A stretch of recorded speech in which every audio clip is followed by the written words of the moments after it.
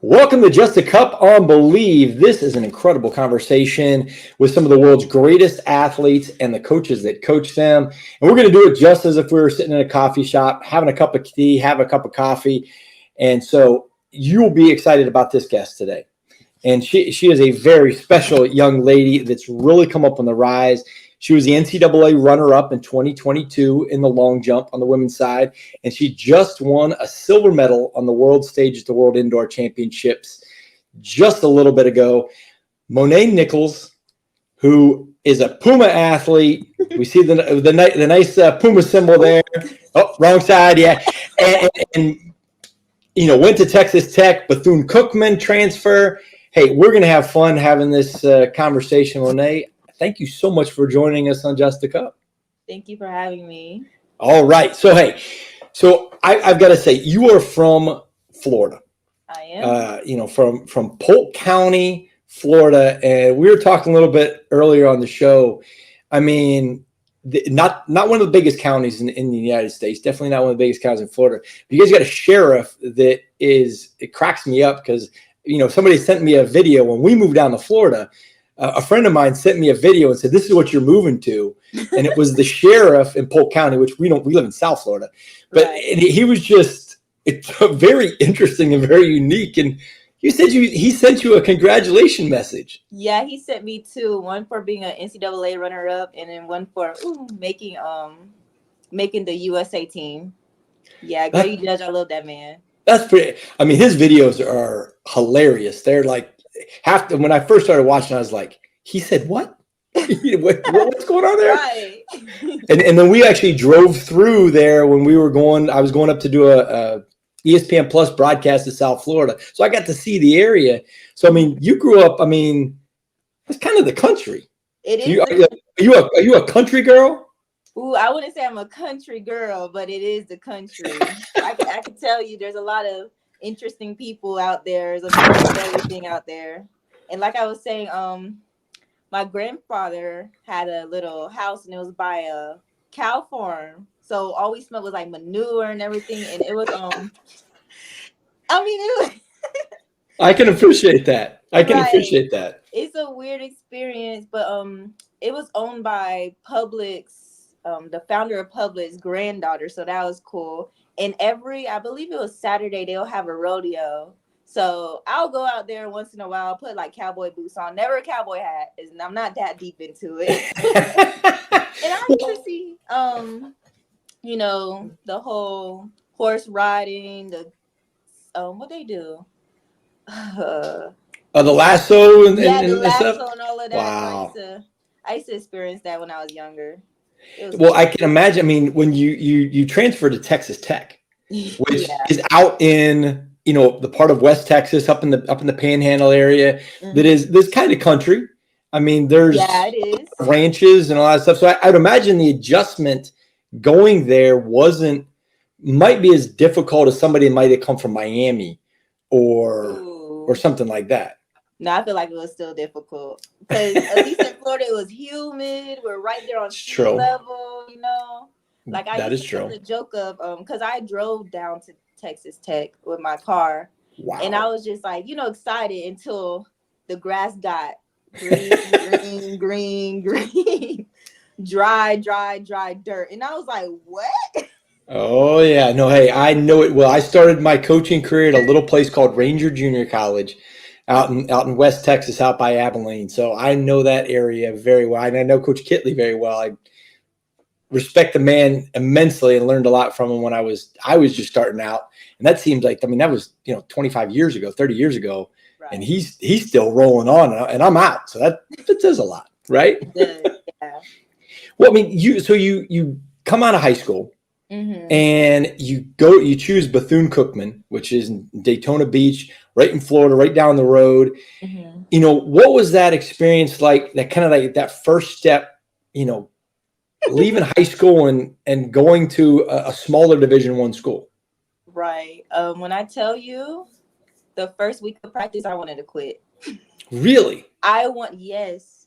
When I tell you, they the coaches out there will make the joke of, oh, this is your star athlete to me, because I would die every single practice. I remember like maybe the last week of conditioning or the second to last week, I called my mom and I was like, get me out of here. I can't do this. I'm not going to be good in the NCAA. I can't even go through practice. And my mom said, you better toughen up because you're not coming home. And I'm just like, Good no. mom. It's a Right. good mom. But, going through that helped me to like, be better. I had a Sure. friend who would like come back and like grab me to like, come on, let's go. Come on, let's go, Monae. You got this. Let's finish. Doing all that made me stronger and I loved it. But it was a hard transition. I can tell you that. Well, I mean, that transition from being a high school star into college at whatever level, wherever you're at, it's a huge adjustment. I Yeah. mean, it can take a toll mentally. It can take a toll physically. You talked about running on the beach, doing beach workouts. Yeah. Every year we'll have like one beach workout, one or two. And at the end will be the funnest part. We'll have like a relay team and one of the coaches will be out here like this and we'll just run, grab the hand, come back, tie the team. We'll just run out to Right. the waves, getting crushed, come back.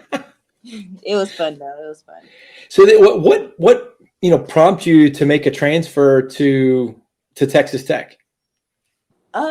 It was COVID year and I just felt like Bethune-Cookman didn't have a lot of resources for me. Like I feel like I exceed their expectation in a way. Sure. So I went into the transfer portal really late in Texas Tech. Well, I think so T was already there. So one of my friends from Cookman was already there. And I was like, Okay. you know what? Let this last ride be great. I want to do it with my old team. I love her dearly. She does Real Talk with T. Nice. Yeah. So I was just like, I'm going to Texas Tech. And especially when I seen the progression with her from Cookman to Texas Tech, I was like, yeah, this is a spot for me. And there obviously you had incredible success. Mm-hmm. And this is the one part that I find really amazing is, and I don't want to bring up sore, situation, but you lost the NCAA championship by 1 centimeter. All right. Yeah, it was a tie and then 1 centimeter. Yeah. So I mean, from a mental standpoint, I mean, that had been, and it goes back to you being a psychology major, which is kind of fitting that you got put kind of in that situation. I mean, 1 centimeter, I can barely like even fathom how small of a number that is, or how small of a distance 1 centimeter is. Right. What was the emotions like, when that happened? And you can be honest, you can be real. Yeah, I'm gonna be honest. At first, when I got the trophy, I was just happy. Because every step of the way, I always think about the little girl from Cookman, because that girl would never think I would be in the spot right now, So when I finally got the trophy, I was like, oh my gosh, yes, I did it. I am this NCAA second runner up. Like, this is great, And then when I came back home and I actually like stared at the result page and I was like, this is 1 centimeter. It's a tie. And then 1 centimeter. It could have been like a misstep or like, just something with the eyes. And it could have been just all gone. I could have been first. She could have been second. But, that kind of took a toll on me. But coming into outdoor, I was just like, you know what? If they're going to beat me, they're going to have to beat me by a lot, not just 1 centimeter anymore. That's a great way to look at things. Yeah. I try to look at everything positively. Well, I mean, track and field is such a sport of numbers. I mean, it's what it is. And you're really competing against yourself and not necessarily, you're competing against competitors, but you're competing against yourself mostly. That's what I always say. And so how do you prepare mentally for a competition that, you're going into that, hey, this is, me versus the world, literally and figuratively. Right. I don't know. I just go out there and I'm just competing. Like, I feel like I always joke and say my alter ego come out and she competes for me. Her name is Aaliyah. I have a name for her and everything. Her name is Aaliyah. She comes out and I like that. She go gets it for real. But yeah, I try to go out there, do my little transitioning, stay as steady and focused as I can and try to work on the things I've been working on. Because one of the things I was struggling with is, oh, when I come to competition, I need to be better than I am instead of being the same. I don't have to really change anything because I'm already a great jumper, you know? Sure, absolutely. Yeah. You know, I mean, and when you talk about being a great jumper, you get to go on the world stage this past year and get to go compete in the world championships, which is kind of crazy. What was that like? What was it like wearing the red, white, and blue? You know, being a part of Team USA, you have an entire country behind you, competing against the best of the world. You're right. From Little Polk County, Florida. Right.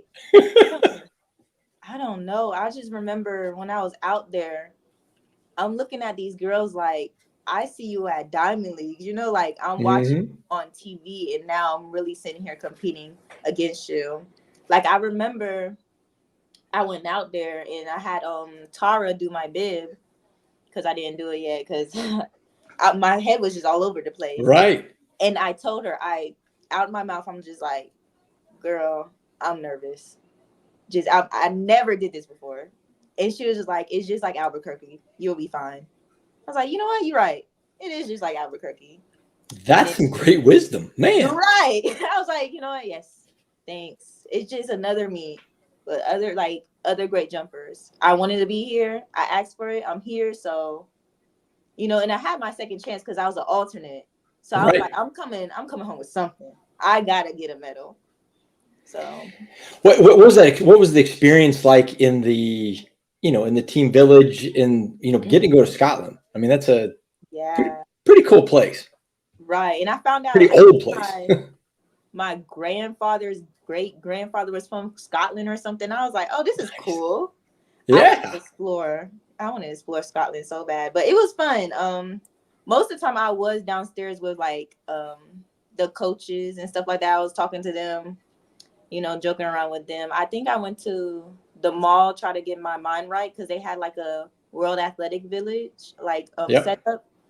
So I was just walking around by myself trying to, you know, not think too much about the meet. That's probably the best thing because if you start thinking about competition, then you don't compete. Right. You're preoccupied by whatever it might be.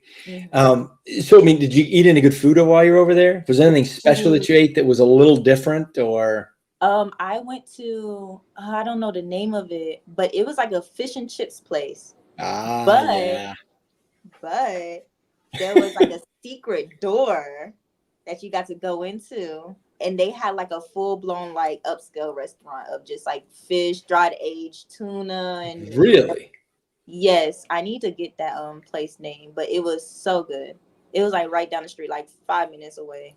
So that's what I did. And then I had like a regular fish and chip place. That was nice. And then I had pasta, which, you know, that's regular. Yeah. But having like, you know, authentic like fish and chips from Scotland's a pretty cool thing. Was there any kind of shenanigans that happened with the team? Did you guys, you know, get a little mischievous? Well, the world will never know. I know, right? But but that definitely helps prepare you though with that whole experience for now. I mean, in a couple of weeks, I guess more than a couple of weeks, you get the Olympic trials and, you know, preparing to try to make the team that goes to Paris. What has that kind of done? Now you've been there. Yeah. You've kind of been on that world stage. You have that experience.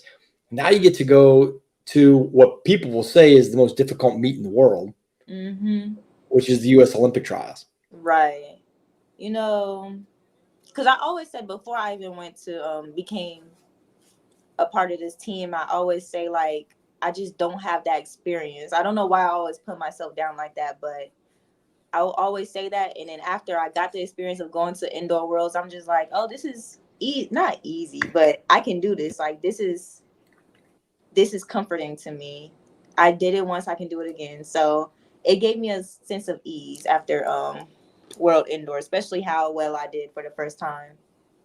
So I got to kind of shift things a little bit, and I want to talk about Puma real quick. So I mean, you have a sponsorship, and I think that's where a lot of individuals that are outside of football, basketball, baseball, that all these athletes have these big contracts and they play for teams. As a track and field athlete, an Olympic sport athlete, really, that's not the case. You're kind of on your own. You're kind of on your own island, at least. And you get a spot. How'd the deal with Puma kind of come about? Ooh, it came about pretty easily. That's a good thing. That's a good thing, yeah. Basically what had happened was after indoor, I went and jumped like 680 something. And then I did it again, 680.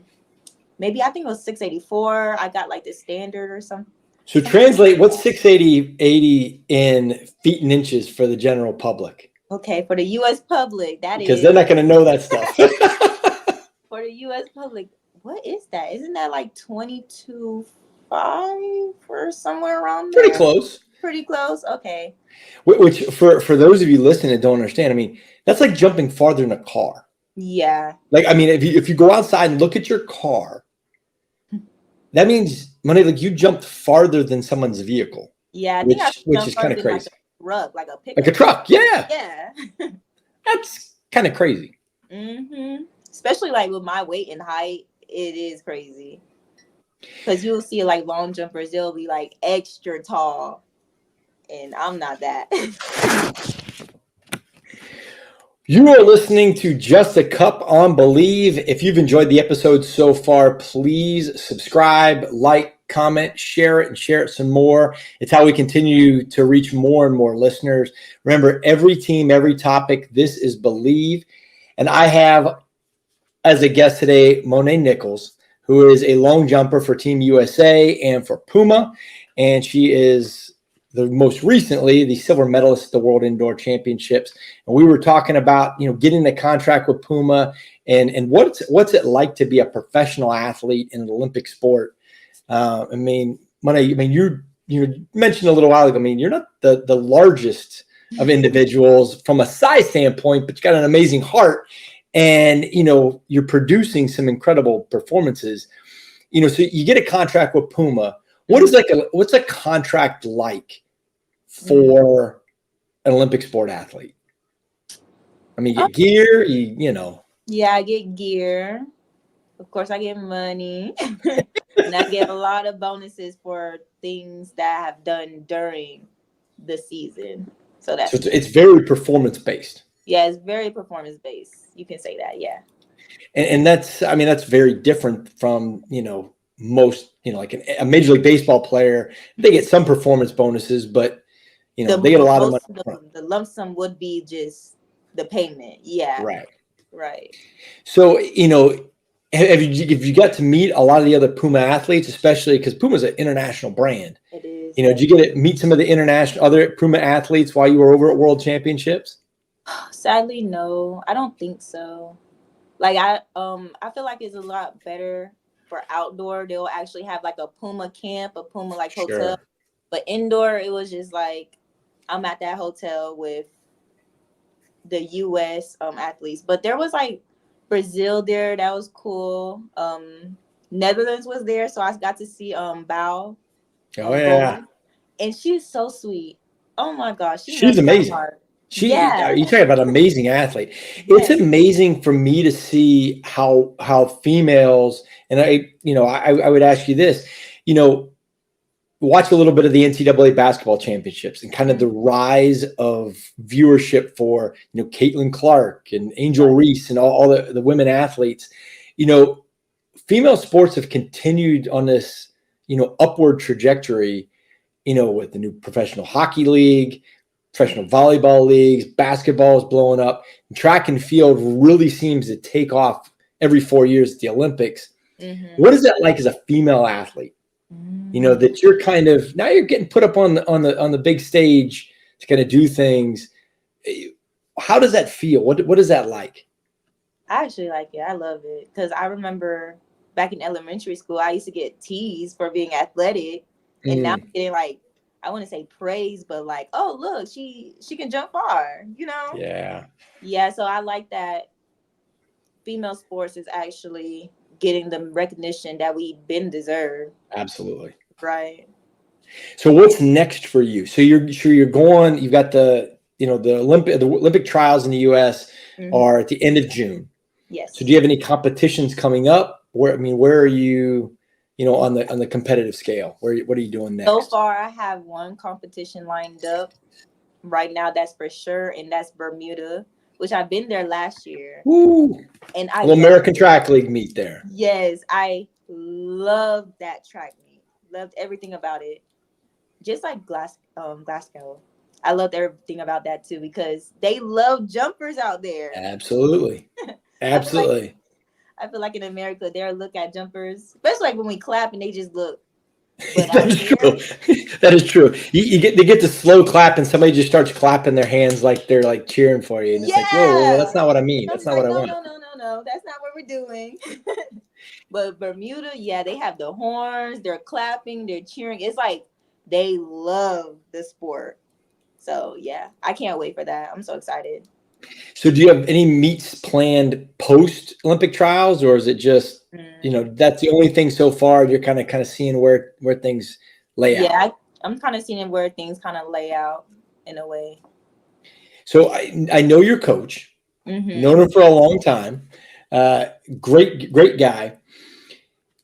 What are some of the workouts that you're doing kind of in preparation for, like you're preparing for stuff? The things really change, or have they kind of remained the same, you know, Um, since college? since college, they're about the same. I feel like maybe we'll add like one or two more reps, or instead of 120s, we're doing 150s, but they're just about the same. So that's What's the hardest workout you do, period? I mean, we'll go running first, and then let's talk about the jumping part of things. the hardest workout is anything over 100 meters at this point. I'm a jumper. I didn't sign up for all this running stuff. I can appreciate that. But well, now jumping wise, I mean, what's kind of a jumping workout that you would do? Right now we're doing like just jogging into maybe 8 steps, 10 steps, just to get the form right. Especially for me, because I went from hang to hitch, and I'm kind of Yep. reverting back to hang. And here's like, no, go back to hitch. So I'm taking everything slowly right now because it's like our conditioning period for outdoor. It can, because you're kind of ramping things back up, because your Yeah. season, even after the Olympics, it won't end Mm-mm.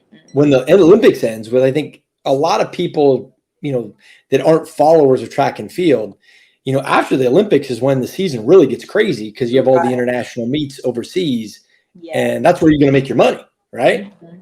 Yeah. So, I mean, that's very different than, it's kind of like a football player goes and does a Super Bowl, then they don't have the regular season after the Super Bowl. Mhm. But in track and field, that's really what it is. Yeah, that is really what it is. Like it gets crazy, and it'll be like what the Diamond League final and stuff like that. And like you said, a lot of international meets in Europe, things like that. Which aren't they cutting it off next year, right? So like after Worlds, that's it. No more track Right. meet, which I kind of do like. I feel like it'll give it more structure to the Sure. season. I Yeah. would agree. I would 100% agree. Now, what is your favorite place you've traveled to? I mean, Mm. you said Bermuda and Scotland were fun, but I mean, what's your favorite place to compete at in the United States? Hmm. It's gonna take a while. Let me think. It's not Texas Tech indoors in the home indoor track. I love Texas Tech, but no. I would say two places for indoor. Dr. Sanders. I loved Armory. I did. Yeah. Yeah. And then for outdoor, Mount Sax. That was nice. It was like a Mount Sac, both of them are great places. yeah. And I mean, Mount Sac has got such a tradition too. So I mean, it's Right. kind of one of those places that has And a you lot can of actually prestige. feel the tradition out there. Like you can tell like the people out there actually loves track. Now, do you have any pets or animals that I are? have one dog, You have a dog. What's the dog's name? Kodak Bugatti. Kodak Bugatti. All right, you got to explain that a little bit because that's definitely not a name that I would have been like, oh yeah, Kodak Bugatti. He's a Roddy, and Kodak is my favorite rapper. Ah. Bo, because that's usually like a Rottweiler's name, Mm-hmm. and then Gotti like John Gotti. Man, like that, you just didn't like, pick it up. My we have a cat and my wife named it Pinot, because she likes anything that's Pinot, Grigio, Noir, whatever it might be. Mm-hmm. You shouldn't even know about that stuff because of the wine and all those things. But that was a simple one. I mean, you had to put some thought into your pet's name. Mm-hmm. I did. It took me like a month. Like for the first 2 months, I was just calling him Puppy. Come here. Because I really didn't want to name him Kodak because I had so many other things like named after him. Like, well, not my car. My car is Black Mamba because it's a black Charger.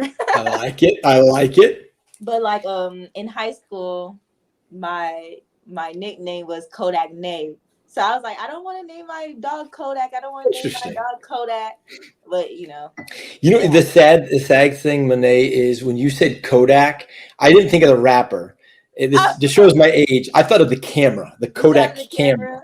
Yeah. But that's that's kind of aging too. I thought maybe you were thinking it was like a pretty picture, like a pretty dog that you called it Kodak because of the picture. No, that shows my age. It shows like I'm really from Florida. Yes, that is a true statement. That is a very true statement. So I mean, okay, so like Kodak the rapper. I mean, Florida is pretty prominent in the music industry. I mean, there's so many artists that come from Florida. What's your favorite concerts you've gone to? Did you go to a concert in Florida or other than Kodak's? I only been to one concert in my life. Which concert was that? It was Chris Brown's. Nice. And this was when I was in elementary school. I can't believe my mom gave me that ticket. Your mom let you go to a Chris Brown concert in elementary school? Yes, because he was at Cypress Gardens, which is wow now. Wow. Haven. And I was like, Mom, please.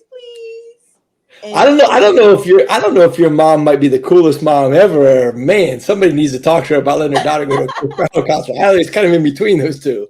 Right, but that's the only concert I went to. But it was fun. What I remember, it was fun. I don't remember a lot. Well, I do remember all the girls like stormed basically the front stage. Sure. Yeah, and I was like, Mom, can I go? She's like, no. Well, at least she went with you. Okay, that's a little bit better that she went to the concert with you. Yeah, I can appreciate that. She was like a seat behind me. And I was like, Mom, can I run up too? She was like, no, sit down. Now, has your mom got a chance to see you compete a lot? Yeah. In person and then also probably via stream and online, right? Right. So when I was at Cookman, she went to like almost every meet. I'm not gonna lie. Almost That's every meet.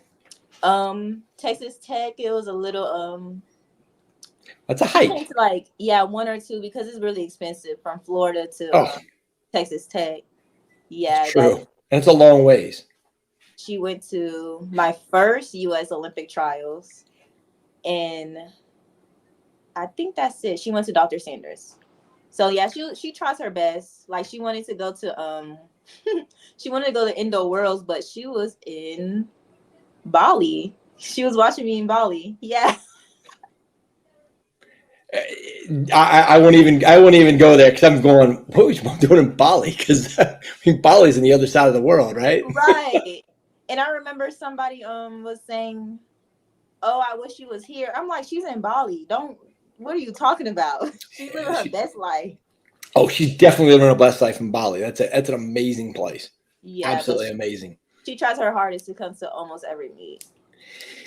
So, I mean, the competing side of things. I mean, if you majored in psychology, right, is that something you want to kind of go into post competing wise and taking some of those valuable lessons you're learning as an athlete and kind of getting to see other athletes and how they deal with issues that they have? Right. Yeah, that was a thought. That's why I wanted to go into psychology, because I remember when I was in high school, I was in a big rut in senior year. Like, I was surprised that Cookman even wanted me to go there. And I was like, okay, let me go into psychology so I know why I felt like this and why I'm thinking like this. Wow. Yeah, so I would love to. That's pretty genius. Yeah. To kind of go into that, to go into a major to kind of help yourself out in, in the mental side of things, because, that's such a huge piece of the pie, when it comes to being a professional athlete or an athlete in general. Mm-hmm. I love it, man.